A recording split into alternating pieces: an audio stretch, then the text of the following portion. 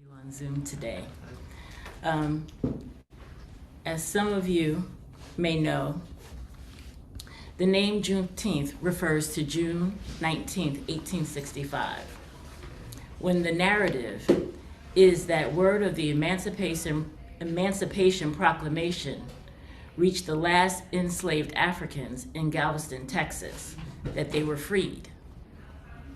However, the Emancipation Proclamation freed slaves only in those states under Confederate control. It did not affect slavery in the North.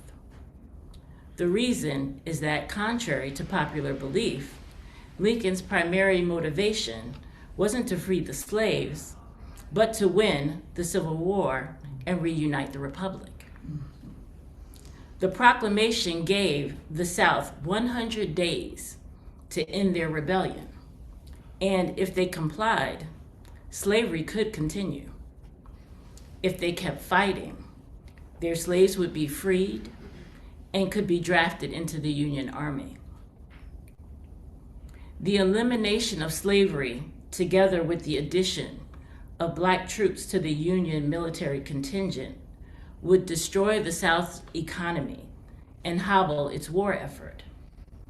As Professor Greg Klein, who teaches modern Black political thought at the Borough of Manhattan Community College, would state, the proclamation was an instrument of war.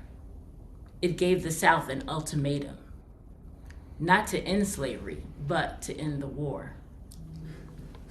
For example, bless you, General Orders Number 3, which unequivocally states all slaves are free, actually encouraged and urged enslaved people to stay put and keep working. 41 words of the brief 93-word order says, the freed are advised to remain at their present homes and work for wages. They are informed that they will not be allowed to collect at military posts and that they will not be supported in idleness, either there or elsewhere. In 1865, the South did surrender, and slavery was abolished nationwide by the 13th Amendment. Yet, there is the loophole in that amendment, which outlawed slavery with an exception. Neither slavery nor involuntary servitude, except as a punishment for crime, whereof the party shall have been duly convicted, shall exist within the United States, or any place subject to their jurisdiction. This loophole leads to the incarceration of newly freed Africans as a way to maintain free labor, which continues to this day through our mass incarceration system. But that's a discussion for a different time. I share this to start because it's important that we know our collective history, yet not just know it based on how it's delivered to us, but to do the work of discovering what is the accurate, authentic narrative. In a previous sermon I offered to you during Black History Month, I shared the African proverb, until the lion tells the story, the hunter will always be the hero. In this case, Abraham Lincoln is seen and promoted as the hero, which leaves little acknowledgement of the formerly enslaved Africans who were newly liberated by that proclamation and took on the role of being liberators as they marched across resistant, violent Confederate states to enforce orders freeing the enslaved.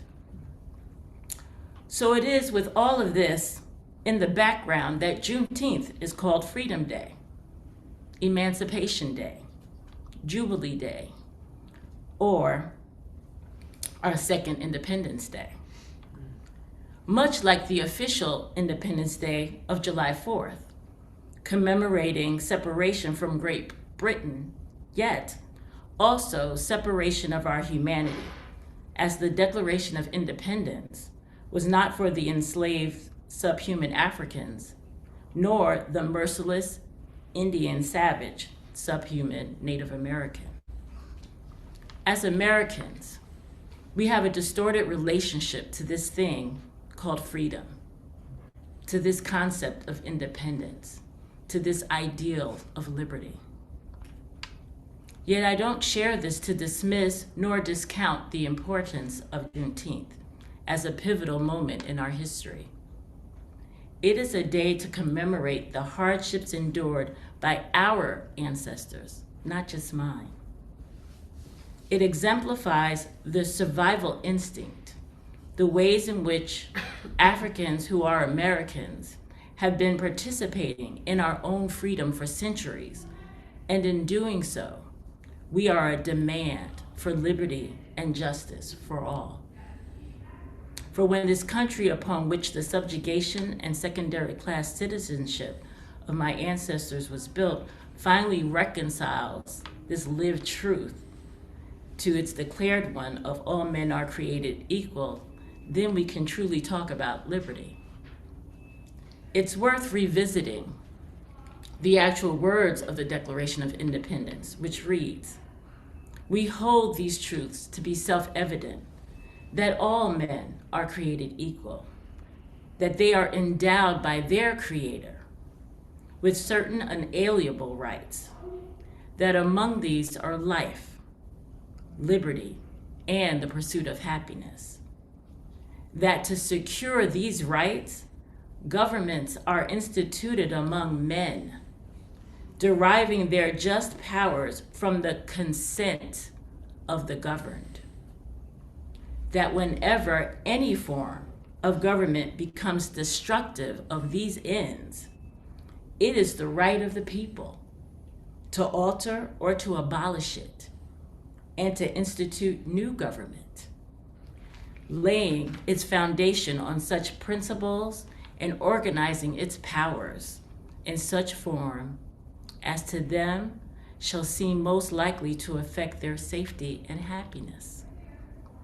Prudence indeed will dictate that governments long established should not be changed for light and transient causes, and accordingly, all experience hath shown that mankind are disposed to suffer, while evils are sufferable, than to right themselves by abolishing the forms to which they are accustomed." Is that not interesting and telling? That governments are instituted by men, deriving their just powers from the consent of the governed, which would be us. Are we willing to continue to give our consent to this version of liberty and justice for all those in power, for all those that those in power deem worthy? Juneteenth stands as a reminder of the enduring struggle for freedom and a testament to the resilience of the human spirit. It is a day that calls us to examine the very essence of liberty and justice for all. As we gather in this sacred space, let us open our hearts to the spirit of community, to the practice of communing, of sharing each other's experiences and lives on a spiritual level, of recognizing that our destinies are intertwined, that the bonds of brotherhood and sisterhood transcend race, ethnicity, creed, yet must not exclude the impact of those categories on the lives of so many. Juneteenth invites us to embrace the diversity of human experience, to celebrate the richness of our shared humanity, and to affirm our interconnectedness, our oneness. Juneteenth beckons us to recognize our interconnectedness with all of creation, to embrace the principle of oneness that transcends the illusions of separation and division. When one of us suffers, we all suffer. When one of us rejoices, we all rejoice. Let us heed the call to unity, to stand as one in the pursuit of freedom and justice for all.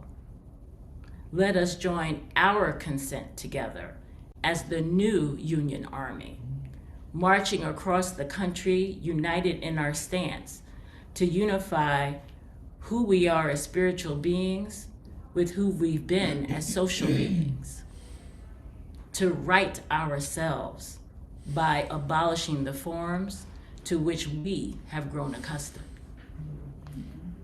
Juneteenth is the opportunity to reflect upon where the Declaration of Liberty and Justice for All isn't enforced in every nook and cranny of our country, where we haven't been willing to proclaim emancipation as a collective and be a demand for its fulfillment.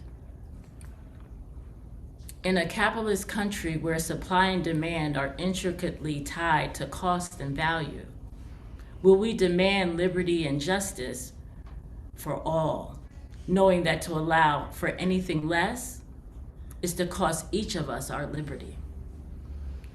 It is to devalue justice for all. Are we willing to shed the consciousness of just us that's reflected in just our concerns for the safety of our family,